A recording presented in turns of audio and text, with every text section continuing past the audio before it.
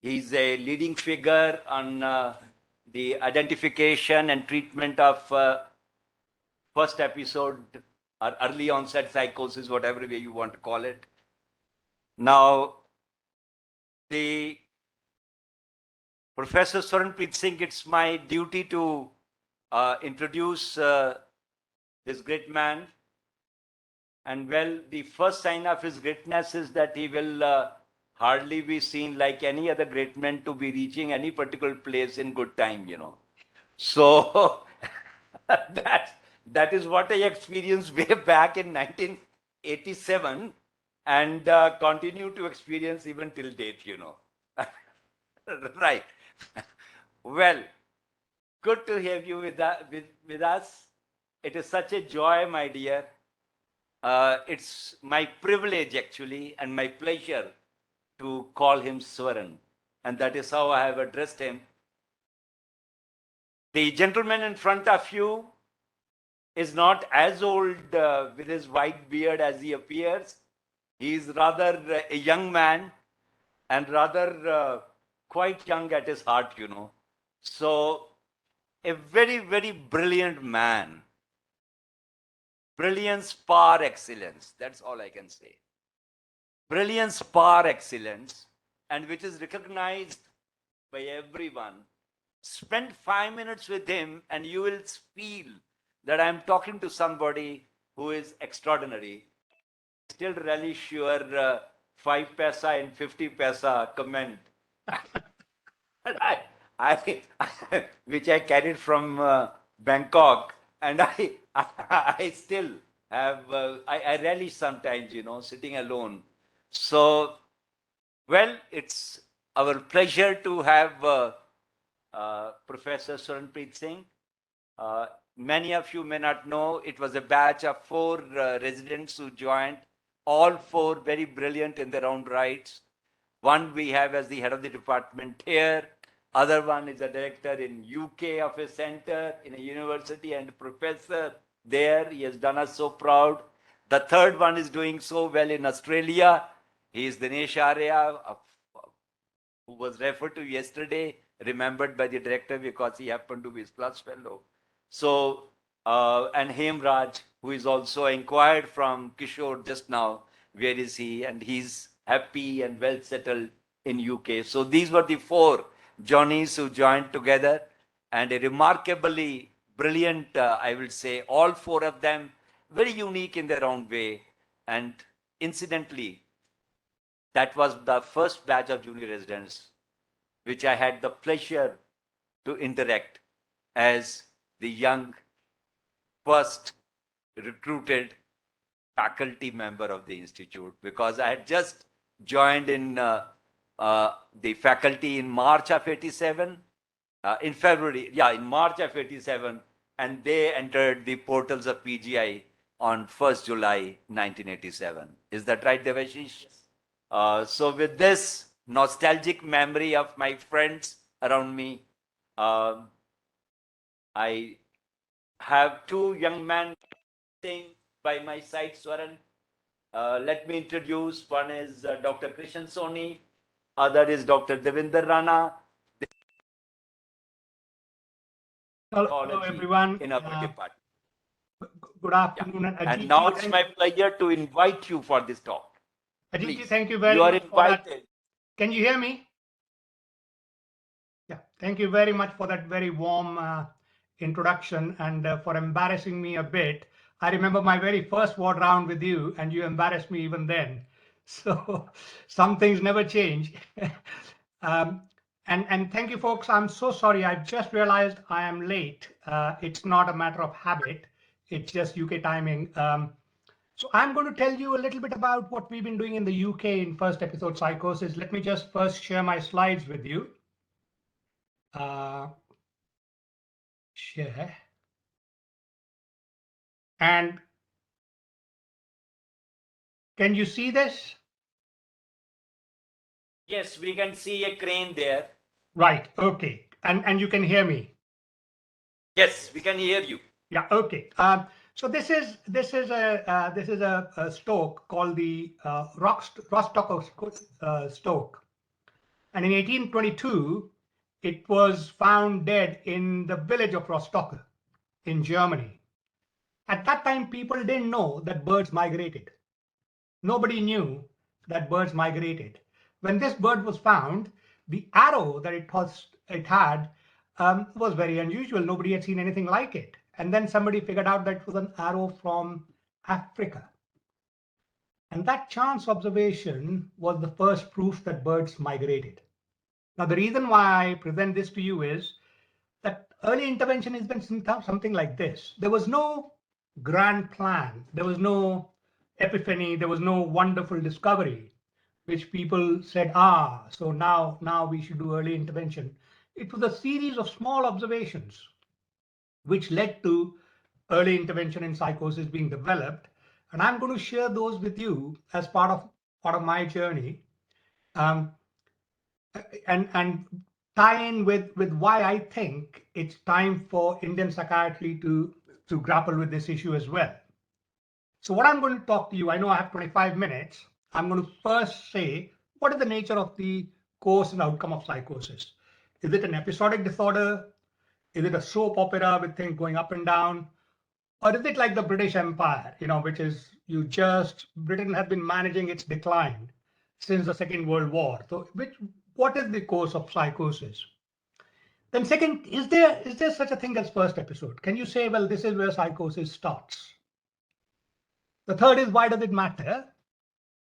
And fourth is, should we worry about it in countries like India? I'm covering a lot. Please do ask me to send you any papers or any references I cite, and I will try and cover it in the time available to me. Most people think that the term dementia precox was coined by Kraepelin. That's not true. The term was coined by Benedict Morel in France. And he describes the case of a 14-year-old boy. And he describes it as his brilliant intellectual faculties underwent in time a very distressing arrest. A kind of torpor akin to habitude replaced the earlier activity. In the hospital, the adolescent improved physically, worsened mentally, and eventually was considered a hopeless case. This, even when I started psychiatry training in PGI, we had a sense that schizophrenia was a condition of progressive deterioration and decline. And that has stuck with us since the days of Kraepelin. And there is there's a reason why we thought that. These are the early studies of the course and outcome of schizophrenia, which Luc Ciampi had collected. And in all of them, you see there is a period of onset. So everywhere, whatever the subsequent course, there is a specific onset. So everybody agrees that psychosis begins somewhere. And they disagree. Is it undulating? Is it declining? Is it recovery? And different studies gave different accounts. By the time I had finished my training, the lesson was the rule of third. A third of patients will recover completely. A third will have an episodic course with moderate outcome. And third will have a chronic unremitting course. So I came to UK with this idea of a third rule that we had learned. If you look at one of the largest first episode inception cohorts, before early intervention started, it was by Peter Jones in Nottingham and Robin Murray in Bristol and Robin Murray in London and Glenn Harrison in Bristol. So this is 10 years after the onset of psychosis. And you see, less than 50% have recovered.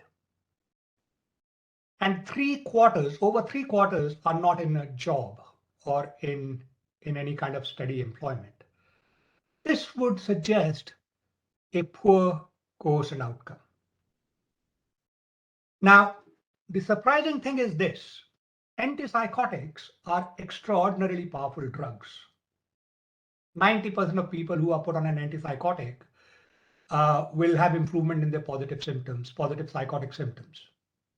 If we had an antihypertensive which was as good as this, the rates of stroke would plummet in the community. Antipsychotics are remarkably effective drugs. And yet, long-term data shows that our patients are not doing very well. So this is the first episode paradox. Why is it that we can get people symptomatically better, but not functionally recovered? There's a seminal paper in 1991 by Richard Wyatt, the late Richard Wyatt. What he did was he looked at the outcome of schizophrenia or psychosis in hospitals before and after the introduction of antipsychotics. So let's say chlorpromazine started being used in 1965. So he's looking at those who are in hospital, what's happened to them after the introduction of chlorpromazine. So the first thing he found was that if you give antipsychotics, outcomes improve. Then he found the longer somebody had been psychotic before they went on chlorpromazine, the lower their chances of recovery. So let's say chlorpromazine started in 65. Somebody who got into the hospital in 63 had much better chances of improving than someone who got into hospital at 55 and had 10 years of untreated psychosis.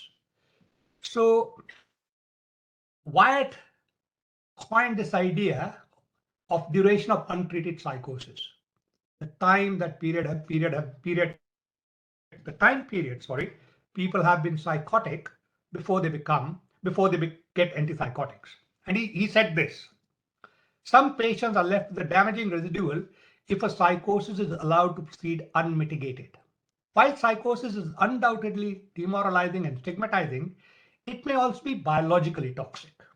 But the longer you have untreated psychosis, the more brain change you undergo. And this is a well-known finding that treatment resistance and poor outcome is partly related to, let me see if I can find this laser pointer, partly related to longer duration of untreated psychosis. So DUP, untreated psychosis, is a very important facet of what will happen to someone with psychosis. Now there is a scale which I would recommend to you, which has been produced by someone whose work I greatly admire, which is me. It is called the Nottingham Onset Schedule. This was developed by Professor John Cooper and me because we were trying to understand the onset and acute psychosis. So we created, on the basis of known literature, we created a kind of model of how psychosis might emerge. We said there'll be a period of non-specific symptoms, which, if you know scan 10 or PSE 10, it's people have symptoms, but they don't reach a seriousness or severity or duration of caseness. And then you get non-diagnostic, which means non-psychotic symptoms. At some stage, psychosis emerges. There's a buildup of problems, and then a definite diagnosis is given. And somewhere here, treatment is started. Now, NOS, I mention it here because it is now used across the world in several first episode studies as a measure, as a scale to measure duration of untreated psychosis. And I'm going to suggest to you, if you want, I would recommend we use it if you're doing a first episode study, because you will then have comparative data with studies across the world. So we found that depending on how you define duration of untreated psychosis, duration of untreated illness, or duration of untreated neurotic symptoms sub-into psychosis, or from psychosis onwards, the duration changes, and the scale makes a distinction. And that's why when you look at the studies of DUP, they vary so much because people define them very differently. So we found in doing those studies that it was possible to date the onset of psychosis, especially if you dated it at the onset of psychotic symptoms, positive psychotic symptoms.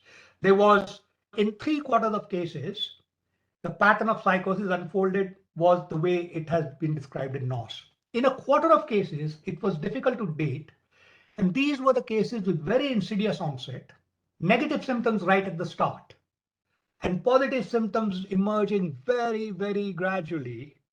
And so the dating of onset of psychosis was difficult. So in a quarter of cases, it is difficult. And the scale gives you rules to get reliable, consistent rating. But that does not deny the fact that in many cases, a quarter of cases, you can't really pinpoint a date when psychosis began.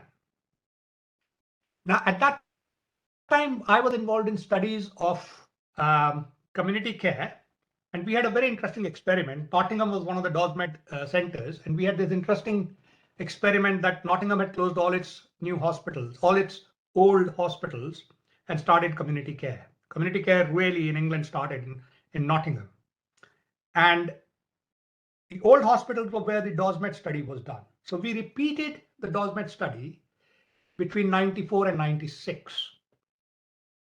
And we said, what's happened to the outcome of psychosis, first episode psychosis, since hospitals were closed and community care was introduced? Again, because I don't have time, I'll just tell you quickly. We found that in terms of recovery, there had been no difference. 46 to 48% people were recovered at the end of the 2 to 3 year follow-up in both cohorts. Very few people were in hospital under community care. So community care was super in keeping people out of hospital. But when we looked at disability, it seemed to have worsened under community care. This was a very controversial finding. The paper is in BJ Psych. It caused quite a lot of, we looked at the data several times whether we had made a mistake. And again, if we have time and discussion, I can tell you what I think happened. But what was very clear was that people had not improved despite care being moved to community. We also did a study which showed that you could predict long-term outcomes of psychosis from short-term outcomes. People who had recovered at the end of 2 years since onset of psychosis were doing well at 12 years. People who were not doing well at 2 years were not doing well at 12 years. Max Birchwood, my colleague here, he put all this together in this very, very important paper, highly cited paper. And he said, perhaps there is a critical period in early psychosis where if you intervene, you can make a difference. Now, we had made one more startling discovery at this point. When I was training, we used to think that people become psychotic, then they become disabled. We found that disability predates symptoms. People first become disabled. They lose their social networks, they stop going to school, or they have academic decline, or stop going to work, their relationships break up, and then they develop psychotic symptoms. This is called a disability symptom gap in first episode psychosis. We also found that most of the poor outcomes of psychosis, including suicide, emergence of severe depression, homicide, treatment resistance, all of these seem to appear in the first 3 years since the onset of psychosis. So Max put all this together and said, let's see if early intervention makes a difference. This is just chance observations like that stroke with an arrow going through it, African arrow, found in Germany. Pat McGorry at that time was setting up a service in Melbourne, Australia. Ashok Malla was setting up a service in London, Ontario, Canada. And I set up the first NHS-funded early intervention service in London, UK. Max had started an early intervention service in Birmingham, but that was just adding psychological interventions to medication. We started a comprehensive service. And this is the rationale we gave. We said long DUP is associated with poor outcome. There seems to be a ceiling to recovery after 2 to 3 years. Disability accumulates before symptoms. The critical period suggests that we should intervene early. Richard Wyatt has suggested that psychosis, untreated psychosis, may be neurobiologically toxic. Family and patients are hugely distressed by untreated psychosis. What is the point in delaying intervention? Why wait? Let's take one big question that we seem to have answered, toxic psychosis. This has been a long debate. Is untreated psychosis toxic or not? This is the largest first episode conception cohort treated under early intervention services anywhere in the world. It was led by Max. And this is about 1,200 cases. So here we have conclusively shown the longer you delay treatment, the more you impair recovery in every symptom domain. And the harm of psychosis emerges quite quickly after the onset of psychosis and then stabilizes. People go into gradual decline, but the most rapid decline occurs in the first 2 to 3 years after the onset of psychosis. So the toxic psychosis, and now there are Phil McGuire in IOP and Suki Shergold, they have shown brain changes accompany early psychosis quite rapidly. There is gray matter loss as people have untreated psychosis. The longer the duration, the longer the gray matter loss. Henry Nasrallah has calculated that you lose about 12 cc of gray matter per year, per episode of psychosis. So this is what we did. These are 2 early papers. This is a paper where we said what an early intervention service should look like, ideally. And this is what we said it would cost. We were lucky. There was an internet boom. This is 2004. The British government gave us new money. They invested 75 million pounds into new services. We said the ideal service would have an early detection team of those who are in the community but not being treated, not being picked up. Prodrome clinic, people who are at high risk of developing psychosis. A community treatment program where those who have developed psychosis will get high quality, nice compliant treatment with all treatment modalities in the same package, and an inpatient service. Now, what we got funding for was this. Today in England, any young person who becomes psychotic for the first time gets specialist early intervention care. All across England, we have the best early intervention services in the world. The only one place that comes close is Denmark, but they don't have the coverage that we have. Melbourne had it, but not all of Australia. So we are very proud of our early intervention services. One of the things we did well was that we got more people back at work or in education. This was a randomized trial, cluster randomized trial that Tom Craig and I did.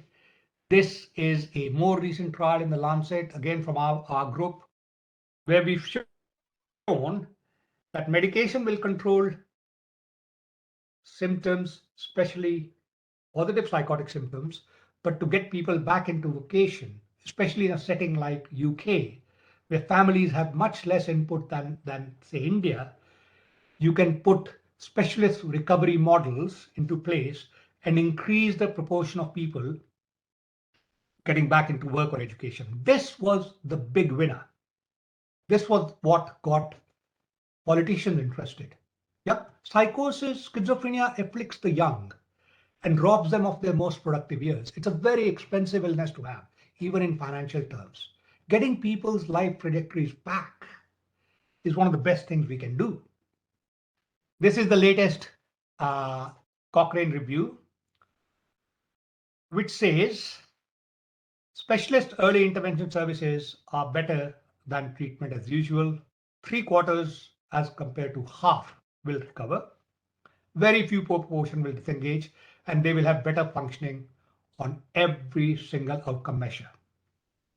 Robin Murray did a report for the Schizophrenia Commission in the UK.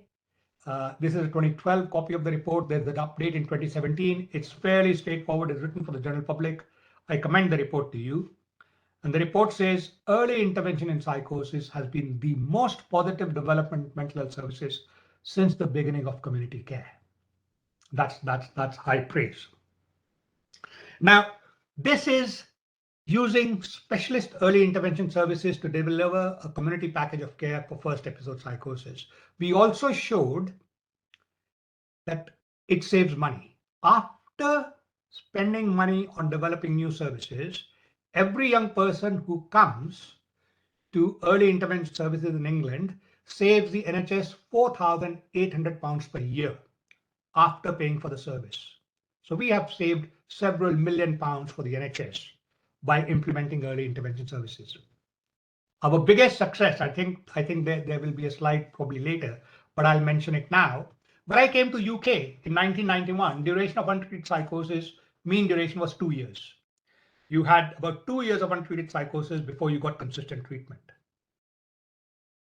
It is now 3 months, and we are trying to reduce it to 2 weeks. So in 2 decades, we've gone from 2 years to 2 weeks. That's quite a remarkable achievement. I say so myself. I didn't come into early intervention at evangelical. I also came like finding that Stoke and saying, what does this mean? Let's try something different. I'm now fairly convinced, having done it for 20 years, and I've set up services in several parts of the world, it really does make a difference.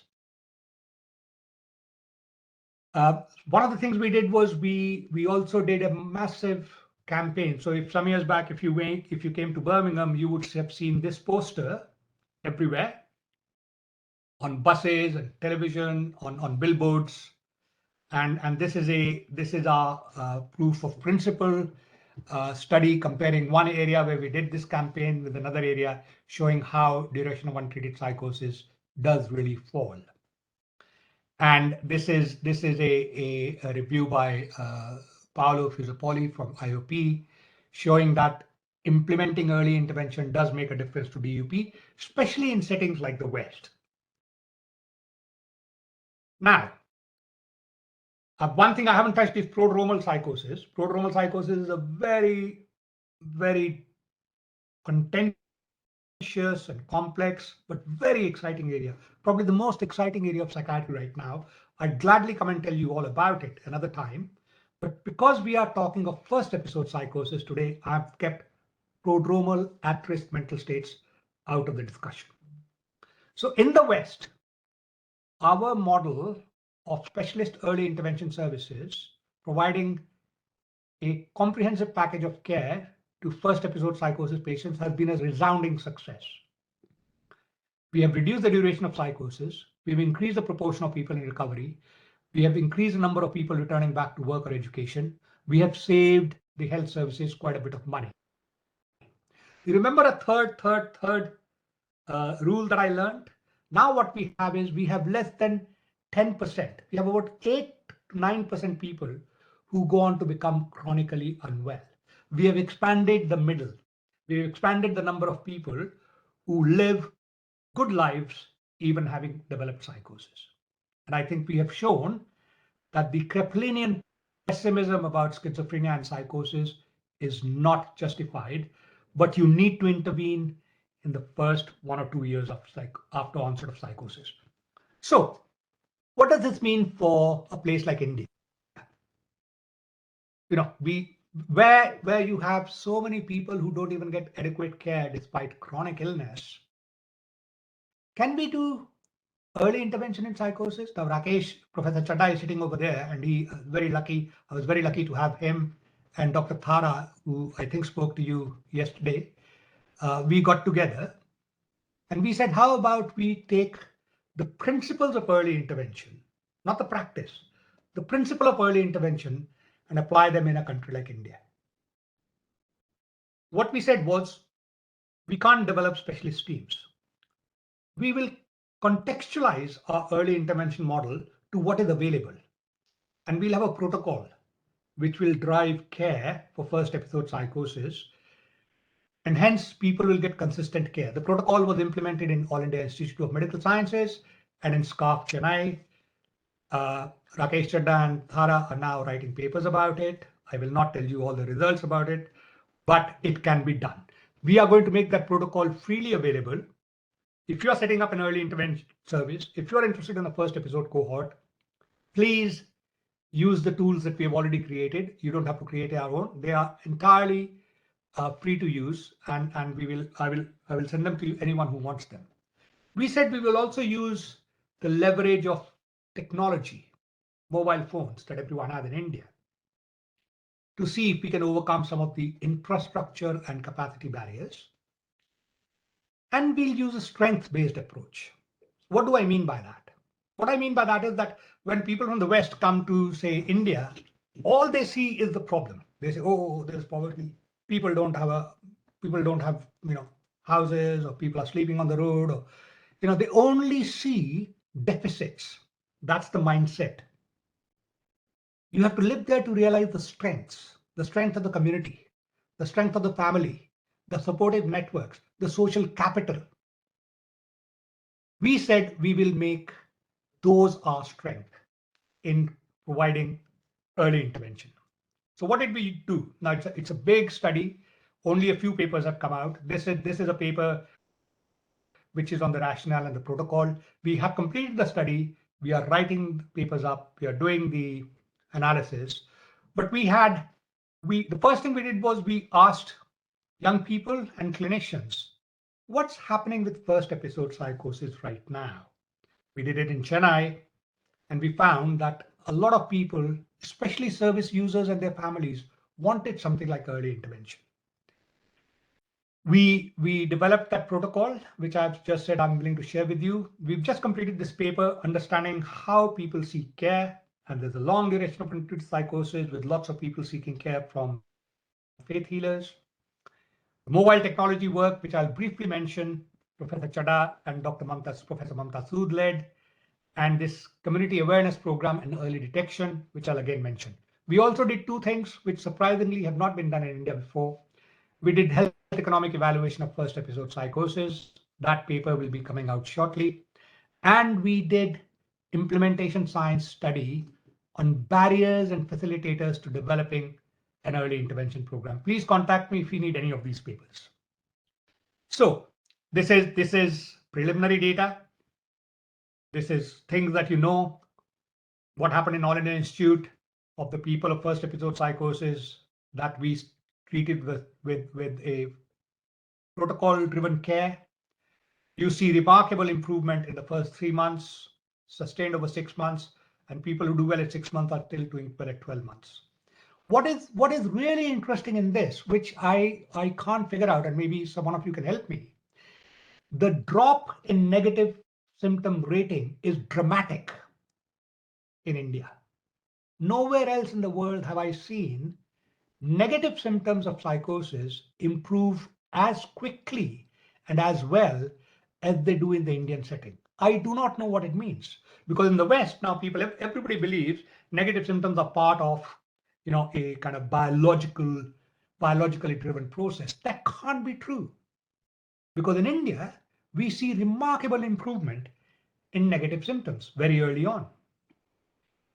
The work done at All India Institute was to develop a mobile app called Saksham.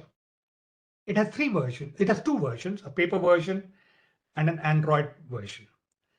Now, this is for people who come for care, go back, but cannot keep coming back if there's a relapse for financial reasons or distance reasons. So this is an app which provides continuity of care after you've developed psychosis. There's a clinician version, a patient version, and a family version. So it keeps a track of what medication you're on, gives you advice.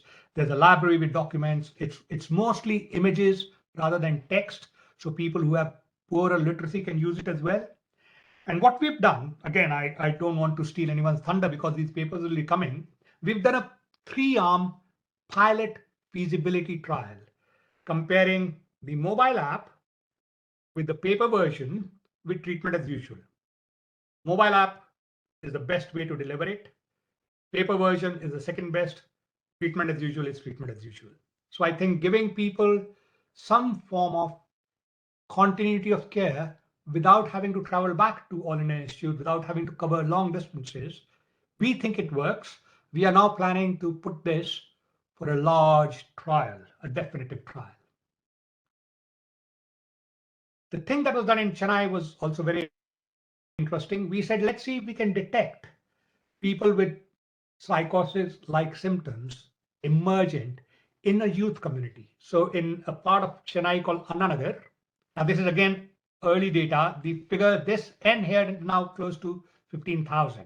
So we screened 15,000 young people between the ages of 14 and 18, and we gave them PHQ-9, anxiety, GAD, and psychotic-like experiences. And you can see a very large proportion of them are screening positive. But this is just a cross-sectional screen. It doesn't mean they are ill. But 12% of them are scoring moderate to severe on all 3, depression, anxiety, and psychotic-like experiences. Within this 10-12% will be people who make the clinical threshold of caseness and the ones who need care. We did a mental health literacy program, but very few people sought help. So we are now trying to develop this into some kind of a school-based program for mental health provision. This is the health economic costing. About 80% of costs go out of people's salary. And some people have to sell assets or pawn assets or borrow from family. It's a very expensive problem, even when care is free. Jason Madani, the health economist who's done the analysis, and Professor Curry has done the implementation science team. For sake of time, I will not go over that now. I'll miss this now. Finally, we are doing this very large program now in Bangladesh and Ibadan, in a slum in Ibadan in Nigeria and in a slum in Dhaka, where we are working with faith healers to identify people with schizophrenia and enduring psychotic disorders and helping them come to mental health services. We've also been on the quiet doing some public awareness. This is a movie we made. It's called Command I Shall Obey, made by a friend of mine in Delhi. It won the Best Short Film Award in 2019 at the European Film Festival. I'm very happy to share the film with you. It's about untreated command hallucinations. The guy who played the lead character won the Dadasaheb Phalke Award, which we are very proud of. And finally, a World Psychiatry Association has asked me to create an expert panel on early intervention in low and middle income countries. I'm delighted that I'm back in my alma mater. I'm trying to give something back. I would love to work with any or all of you in early intervention. It really does make a difference. I know the resource problems, I know the capacity problems, I know the work problems, but we can still make a difference. And I think I'll stop there. Thank you very much for your attention.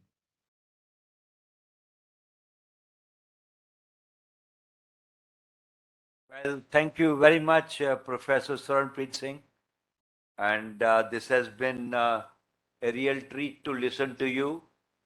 A very inspirational talk, I would say, because it inspires the young psychiatrists and mental health professionals to consistently work in a particular area with conviction, and then to see how you can make a change in the in your own ideas as well as the ideas of others as well.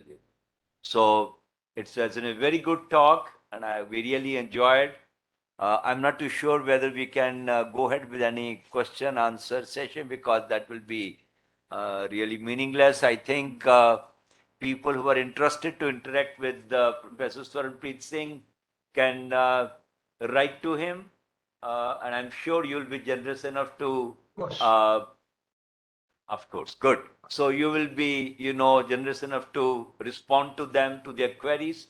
So we encourage our young colleagues to get in touch with Professor Swaranpreet Singh, and you can share your ideas. He always looks at young, out-of-the-box ideas from any source. That has been his quality. With this, I think we can Professor Basu, we can close the session. Yeah, but I just wanted to say hi to Swaran. Swaran, can you see Bas? I can see Basu, and I am very envious of the fact that he looks as young as ever while I've got so old. No, it's only your beard which has grown old. Otherwise, you are just the same, Yeah, please. Hey, Swaran. Hi, Basu. Devashish. Very good to see you after Likewise. the short stint in Bangkok. We'll catch up again later. It was a fantastic talk and thoroughly enjoyed. And I think with your WP Afzal Javed's and others thing, I think that the last slide was very important. Already I'm getting requests from my young colleagues that to contact you. And with your permission, I'll share your, email so that. Of course, Devashish, I would be delighted. I would be absolutely delighted. I think there is much good that can be done. much good that can be done. And once you start doing it, when you start paying attention to DUP and continuity of care, you realize, I mean, you already do a superb job. I know what a brilliant job people do. I want to say one thing for you juniors, if I may. May I just say it? Please. For the trainees? Yeah. I want you to know that you're very, very lucky. You are getting some of the best psychiatry training in the world. And you are getting some of the best psychiatry experience in the world. Most UK trainees no longer see chronic psychosis. They no longer see untreated psychosis. They no longer see catatonia. They no longer see stupor. They no longer see conversion hysteria. And they no longer get the phenomenological grounding that you are getting. So with India at the cusp of the financial boom and the internet and technology boom, you are very well placed to make a genuine difference. You know, if I die tomorrow, nobody in the NHS will miss me. It's a huge impersonal machine that grinds on. You can make a remarkable difference. So be very proud and take this opportunity. Thank you. Thank you. Thank you very much. Thank you very much. Wonderful. We'll keep in touch with you, Swaran. Absolutely fascinating. A last piece of friendly advice, daadi nikalte. Anyway, you can ignore that advice.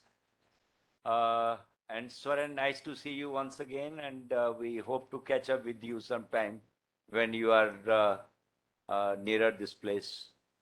Thank you very much for inviting me and enjoy the rest of the conference. I'm sorry I'm not there personally. Okay. All the best. Bye-bye. Bye-bye.